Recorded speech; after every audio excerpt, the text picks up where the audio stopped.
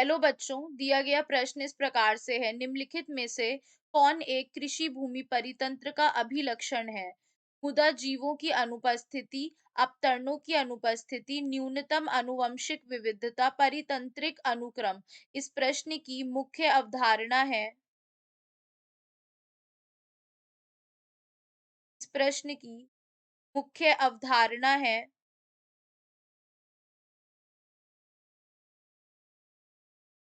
कृषि भूमि परितंत्र।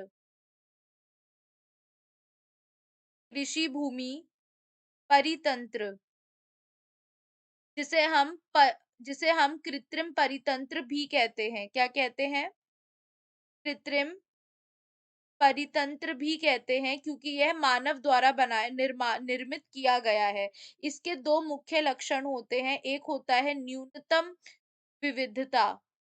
न्यूनतम विविधता यानी विविधता बहुत कम पाई जाती है, क्योंकि यह मानव द्वारा निर्मित है। तो यह जो फीचर्स, जो कैरेक्टर्स उसे चाहिए, वो उसी तरह के पौधे उगाता है। तो जो जंतु होते हैं उन्हें भी खत्म करता है, और जो आसपास की फसलें होती हैं उन्हें भी खत्म करता है, और इस फसल की ग्रोथ होती है। तो न्यूनतम विविधता पाई जाती है। और दूसरा मुख्य लक्षण है उच्चतम उत्पादकता।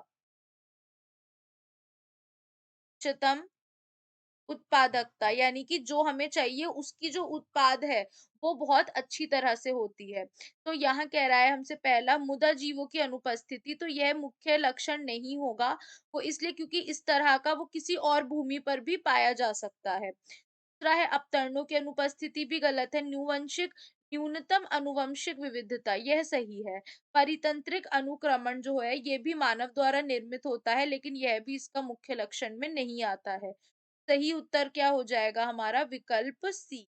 आशा करती हूँ आपको समझ में आया होगा। धन्यवाद।